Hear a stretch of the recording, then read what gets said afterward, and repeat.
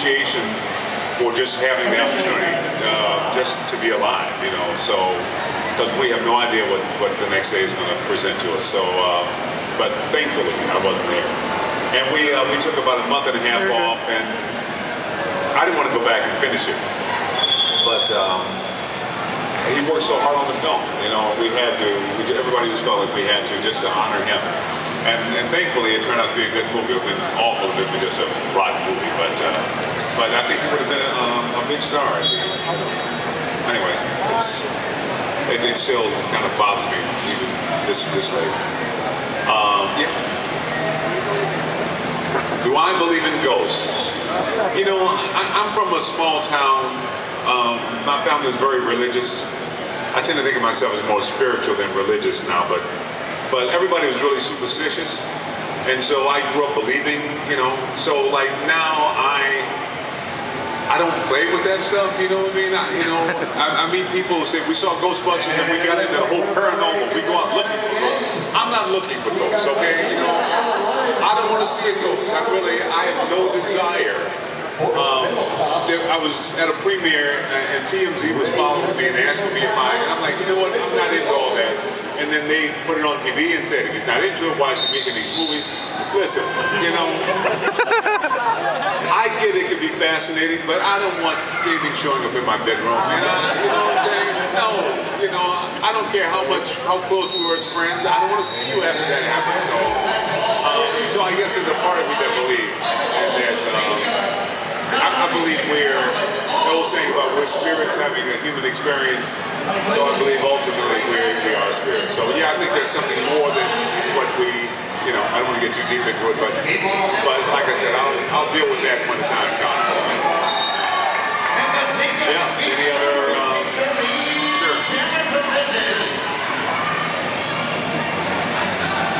Did I ever think about getting the roller derby? I don't think they have men roller derby yet. Go ahead. My favorite episode of Oz. I love doing Oz. Oz was like one of those TV shows that was so twisted I really couldn't stand to watch it, but I loved doing it. And I was the warden, and so I think everybody on the show kept getting the new scripts, wondering if they were going to be violated, you know. So, but it was great being part of the guys. The actors on that show were just some of the most amazing actors I think I've ever worked with. So I love that TV show. It's been over 10 years now since we did it. But it was really, and I just loved them all because it was a different character. I like different characters, and I thought the guy in Oz was different than Winston Zeddemore, you know, or Solomon in the Anna-Roxy River. So yeah, there's some things I'm proud of, and I'm proud of that.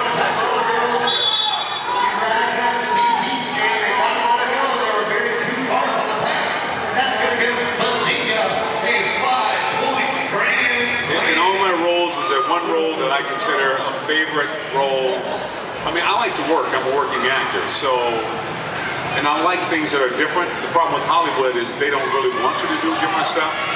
So once you do something well, like once you're the warden, they want you to always wear the suit, and so, but and I've never had that defining role that I went, that's what I do. You know, so for me, it's a combination of the guy in Congo, the guy in the Anna-Roxy Cradle, you know, the guy in Oz. You know, they're all a little bit, in my mind at least, a little bit different. The guy in the Crow was sort of just a little bit different. So I love that uniqueness about acting. And I don't know if there's any one that I'd say I really, you know. I did a movie called Clover for ABC Family. Nobody ever really saw it, but I like that because I was a handsome, romantic guy who was, you know. I mean, normally you see stuff and you kind of go, you know. But every once in a while you do something where you kind of go, oh, that's kind of cool, man. I'm like, I like that guy. So, but generally speaking, I just like what I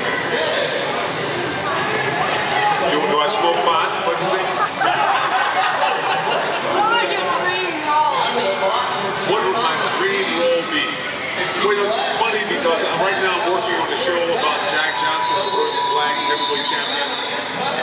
He's from Elvis, was from Galveston, and he won the championship in 1908. And he was this extraordinary guy. So I'm writing it, and hopefully we'll have it up in a couple of months. And so that's kind of a dream role. But for me, in a weird way, I like just being the guy. My hero is a guy who gets up and goes to work and never get thanks, and and doesn't walk away from his family, and he's a guy who shows up. But I don't get those roles. I'm never just the guy, you know what I mean? And I'm like, well, I can be normal, I'm okay, so, but I like it, yeah, so, but they're all fun. I'm doing Transformers Prime, which is an animated show, but I love Transformers Prime because it's kind of a goofy character, but I play Agent Fowler, and the point now for me is, whatever you're doing, you've got to find a way to enjoy it. Because if you're waiting to enjoy it tomorrow, it's not going to be a lot of fun. So you got to enjoy it, and so most of the stuff I do, you got to take it over. So, yeah. So then I love Transformers and stuff, but yeah. Well, I did a movie in Michigan. It just premiered last week called Mickey Madsen and the Copperhead. It's kind of a children's movie. And did a movie with John Snyder, we shot in Smithville, Texas, called Doonby. It's gotten really kind of political, which is kind of strange to me. I mean, I just made the movie, but now it's become a movie about something. I don't know. But at any rate, I'm an actor. I just do it. And I do a recurring on the show called Secret Life of the American Teenager, which I love doing. I don't do as many as I'd like to do, but I just show it when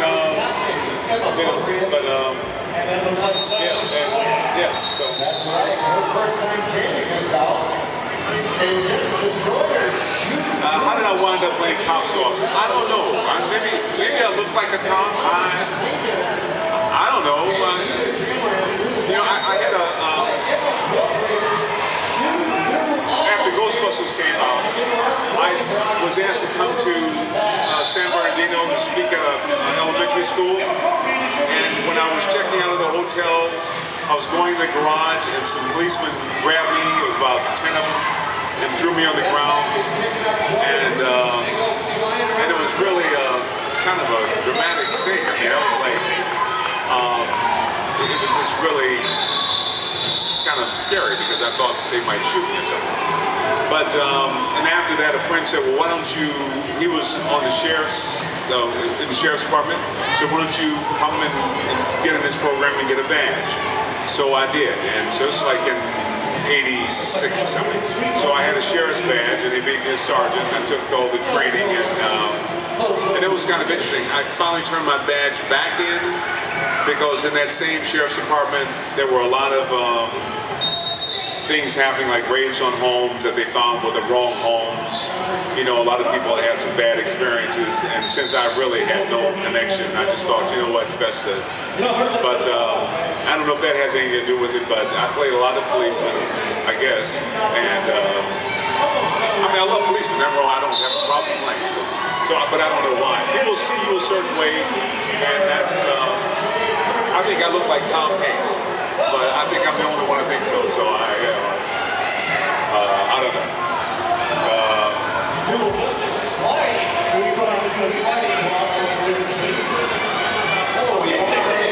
About what? Wild Poems. Yeah, Wild Poems. Wild Poems was a mini-series that I did with Belushi.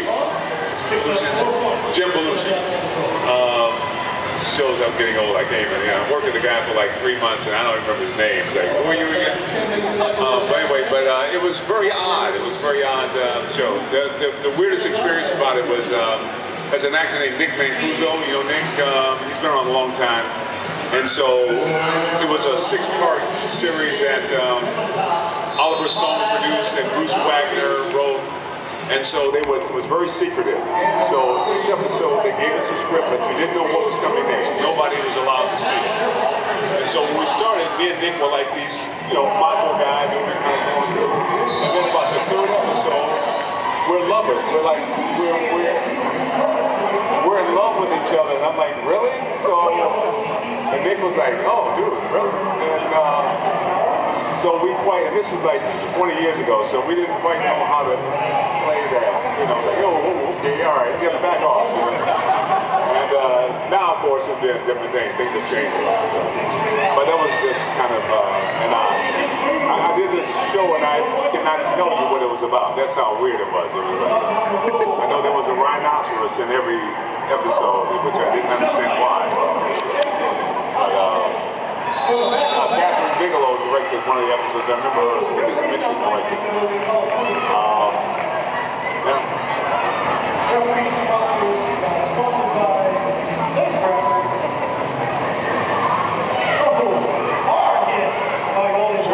I get started in acting. I came from this little town, and nobody in my family had gone to college, and I realized that in order to change my life, I had to go to college.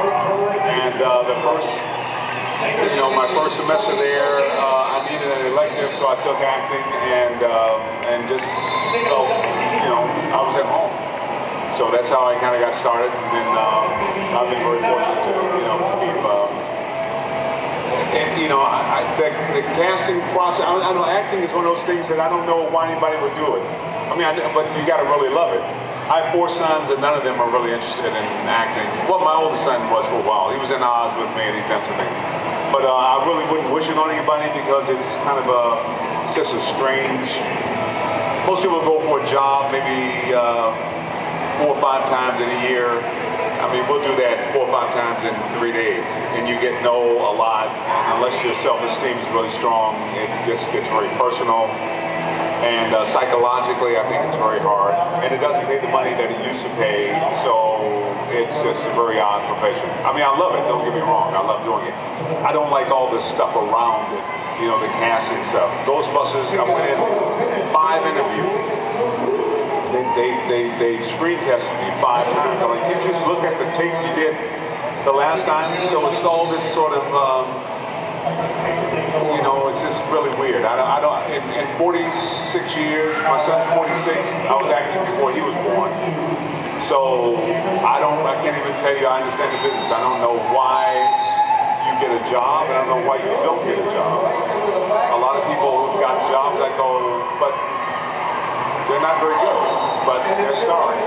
And a lot of people who are brilliant never work. So when I see parents say they're going to put their kids in it, I go, I think it's a hard business to navigate as a kid because people love you so much until the show is over and then they don't speak to you. Literally don't speak to you. Not like they don't pretend. They pretend they don't even not see you. So as an adult, I can sort of adjust to that, but as a kid, I don't know how you do that. So unless it's something you really love to do, I don't, but I love it when we're doing it. I just don't love I did Modern Family. It was on a couple weeks back. It was like 1 line. So they wanted me to come down and read for it. I'm like, really? You want me to read for this thing? So I go down and read for it. This is how crazy. I go and I read for this thing because I love the show. And they said it might be recurring. So when I get through reading, they said, man, my kids love you. Will you mind signing an autograph for my kids? And I go, sure, I'll sign an autograph. And then I go home and they said, will you come back and read again? So it's that insane. So I'm not a big fan of the business, but I do love acting. Oh, okay, sorry, yeah.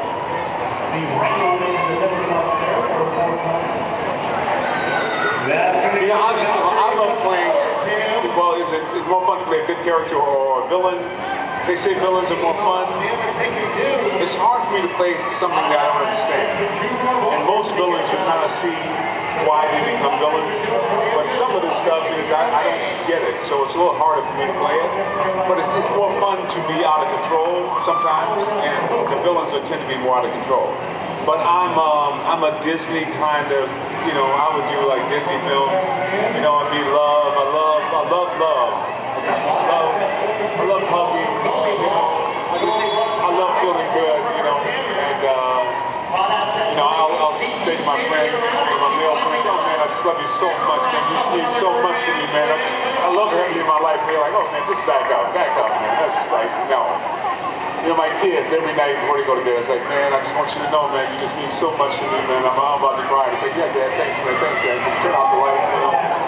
So, but that's me. That's kind of, I've seen so much mean stuff when I was a kid until I'm way over there on it. So, and I know that's a little, but it's just me.